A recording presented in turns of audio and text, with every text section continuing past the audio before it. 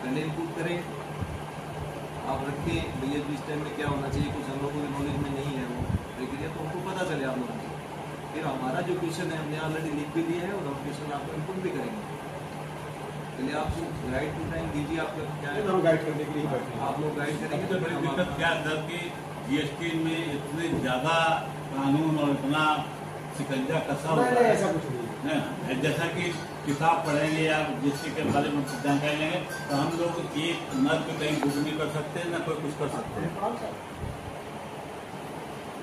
उस माल की एलिजिबिलिटी प्रतिदिन ट्रांसपोर्ट को बढ़ाना संभव नहीं है, कोई बात नहीं है। ये कौन कहता है भाई, ये 5-6 महीना तक माल पड़ा रहता है।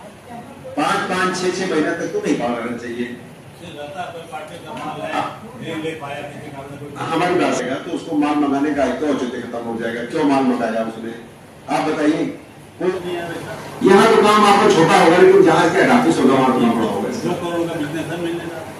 बताइए, हम लोग को ट्रांसपोर्टर आईडी दिया, दरअसल ट्रांसपोर्टर फोकस नहीं कर रहा है। दिल्ली में रजिस्टर्ड हो जाते हैं, मुंबई दिल्ली में, वहाँ बड़ी बड़ी फर्में में चक्कर में पड़े रहते हैं। हम लोग रजिस्टर्ड होने की कोशिश ही नहीं करते सर। हम उसी पार्टी का माल बुक करते हैं जो कि जीएसटी में रजिस्टर्ड हो और सर्विस टैक्स। जीएसटी रजिस्टर्ड होना अलग बात है और आरसीएम देना अलग बात है। आरसीएम भी वही पार्टी देती है। नहीं, 100% व्यापारी रजिस्टर्ड है, उनके नाम माल होते हैं। मतलब जो आप कह रहे हैं कि घरेलू माल छोड़ करके 100% रजिस्टर्ड व्यापारी होता है, लेकिन 100% 20% आरसीएम देते हैं मैक्सिमम। जो मैन्युफैक्चरर हैं उनके अलावा आरसीएम कोई नहीं देता है।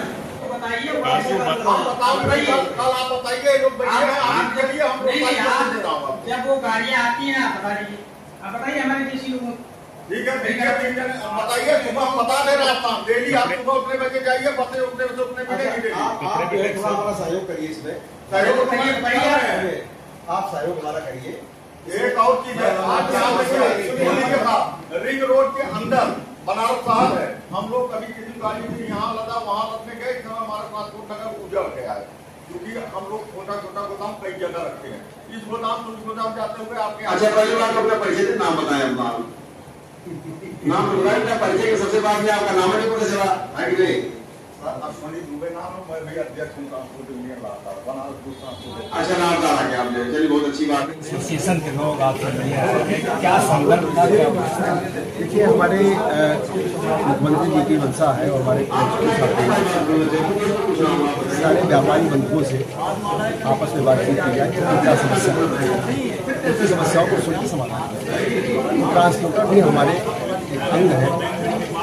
ये माल दूसरे का दूसरे स्थान पर लाने का काम करते हैं, तो उनकी क्या समस्याएं हैं उनको सुनकर उनको समाधान करने के लिए आज हमने उनकी एक मीटिंग जो है बुलाई थी। ये माननीय मुख्यमंत्री जी की मंशा और उनकी समस्याएं सुनकर तमाम समस्याएं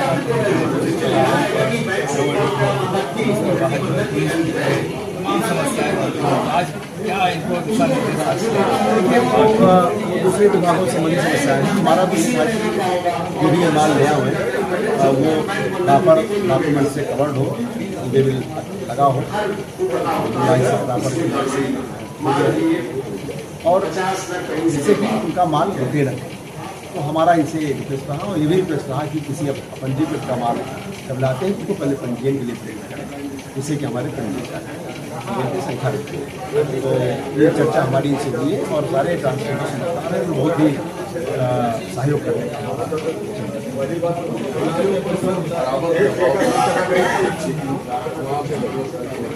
वो कम कैसे किया जाए। आज जो भी समस्या लोग लेके आए वो ज्यादातर इन्हीं बातों को लेकर। नहीं, ऐसा नहीं कि समस्या लेकर ये नहीं आए, हमने इनको स्वयं बुलाया कि आप आइए, अगर आपकी कोई समस्या है तो बातचीत करते हैं और अपनी बात मानते। और चूँकि कोई ऐसा दबाव नहीं है, ये माल हो रहे हैं और हमारे सिकंदर की जो इकाइयाँ हैं वो उसकी जांच कर रही है। और चूँकि यहाँ पर कई सारे रूट्स हैं तो और 4 सिकंदर की इकाइयाँ बना उसकी, तो सामान्य तौर पर हम जो करार वंचन के माल होते हैं उन्हीं की जांच करते हैं। जिनमें ई वे बिल नहीं होता हम लोग चेक कर लेते हैं, ऑनलाइन हमारे पास डेटा उपलब्ध है, हमारे पास जो सुविधाएँ हैं सरकार ने दे रखी है, उस सुविधा से हमको आप देख लेते हैं ई वे बिल ऐप है। तो जिस पर ई वे बिल नहीं रहता हम ले आते हैं, जिसका ई वे बिल दोबारा जो परिवहन कर रहे हैं उनको हम ले आते हैं। सामान्य तौर पे हम सामान्य जांच नहीं करते हैं।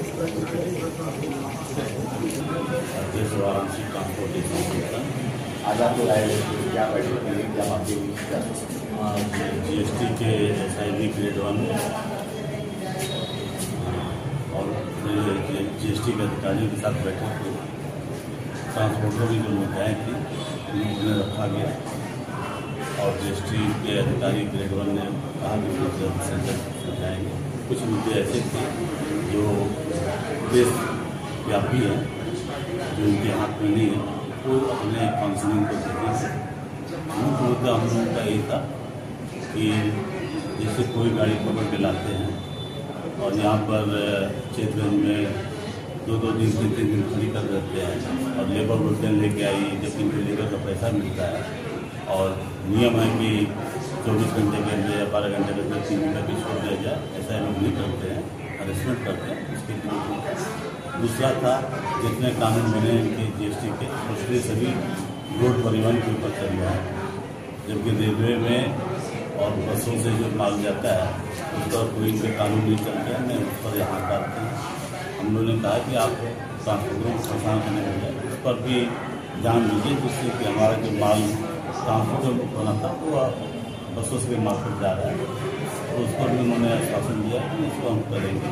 इसके अलावा और भी मुद्दे हैं या व्यापारी गोदाम का है या माल स्टोरेज का है, उनको बातचीत और सकारात्मक हुआ और उन्होंने आश्वासन दिया इसको आगे से करेंगे। और इनको ऊपर से सेंट्रल से भी आदेश मिला हुआ है कि अपने लोकल ट्रांसपोर्टर से बराबर मीटिंग करते रहा करें, नहीं करते थे कमी थी और इन्होंने बुलाना शुरू किया।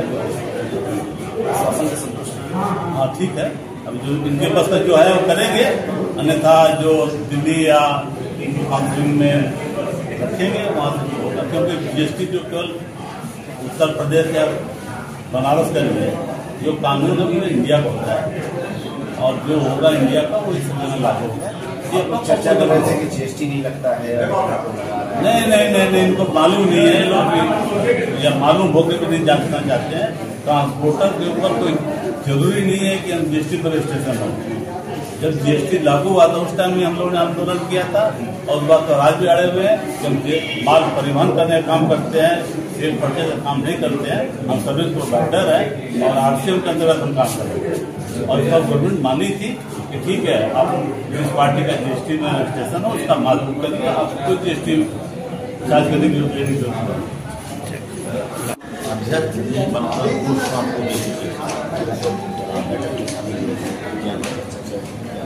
बात हुई है कि GST से संबंधित बातें ई वे बिल को मैंने बताया 100 किलोमीटर का 24 घंटा देखे या 200 लगभग इधर पूर्वांचल का हर टाउन एरिया और शहरों में नॉन फ्री हो गई है। हम लोगों को गाड़ियाँ नहीं जा पाती है तो हम लोगों को उसको वैलिडिटी बढ़ाना पड़ता है। तो हमने आपसे बताया कि आप लोग छुट्टी के दिन में जो है आप लोग छुट्टी मनाते हैं, हमारे ट्रांसपोर्टर और ड्राइवर जो है ई वे बिल बढ़ाने में ही रह जाते हैं। एक दिन में एक गाड़ियाँ में 200 ई वे बिल बढ़ाना पड़ता है। कभी किसी कारण में देखा कि ई वे बिल मिस्टेक कहीं छोटा मोटा अमाउंट का हो जाता है तो आप लोग ले आते हैं गाड़ियाँ, हम लोगों को परेशान करते हैं, उसकी समस्या ठीक किया जाती है। और मैंने इनसे अब लिखित में दिया है ये बात आगे GST आप लोग भेजें, जिसमें ऑल इंडिया से संबंधित मामला है, इसमें सबको रिलीज दिया जाए कि जिसे 12 घंटा का दिए कर दिया कर रहे हैं उसको 24 घंटा कर दें 100 किलोमीटर, उसके ऊपर वो उसी हिसाब से हम लोगों को जिससे पहले दिए तो दे। और एक्चुअली इसमें देखा जाए तो ट्रांसपोर्टरों का कोई रोल ई वे बिल में होता ही नहीं। पार्टी ने बिल किया 5 करोड़ के ऊपर का बिल होगा, बिल बनेगा साथ में वे बिल बन जाएगा और वो एक माल को वो 24 अब पता चला 5 घंटे में वो डबल कैसे भेज पाएगा। आपकी दूरी के हिसाब से देखिए ना कि यहाँ तक गाजीपुर आज ई वे बिल बना, सुबह तक चला जाइए। अब गाड़ी ई वे बिल बना, किसी कारणवश वो गाड़ी का नंबर नहीं पढ़ पाया तो आप कहेंगे कि नहीं ये गलत है, बुला के बंद कर देते हैं। यहाँ समस्या ये है कि ये हम अपना लेबर ले आते हैं, पूरी गाड़ी का अनलोड कराता हूँ, एक एक का चेक कराता हूँ, पीबी कराता हूँ, जिसको पीबी बोला जाता है। उसके बाद लेबर का पैसा वहन करते हैं, जबकि सरकार का नियम है कि इन लोगों को करना चाहिए, विभागीय इनकी लेबर होना चाहिए। इसका या तो हम लेबर ले आए, उसका पैसा इनको देना चाहिए, तो उसको न देने के बाकी हर चीज़ को आप जानते हैं। पूरा देश बनारस जानता क्या पूरा दिया जानता है। इनके यहाँ आने के बाद फिर आने के बाद एक प्यून तक हम बात नहीं करता है, ड्राइवर पानी मांगेगा, पानी नहीं देंगे। और अभी जो आश्वासन दिए हैं, अब जैसे जैसे उन्होंने बताया, आश्वासन मिला है कि आपकी गाड़ियाँ दिन में छोड़ेंगे तो मैं इसको बाहर कराऊंगा अपने प्रशासन द्वारा बाहर प्रशासन द्वारा। और प्लस बोले हैं कि हमारे पैसा का बजट आ गया है, इसका आगे गया है, अब आगे से हमारे लेबर करेंगे, आपका लेबर का पैसा नहीं मिलेगा।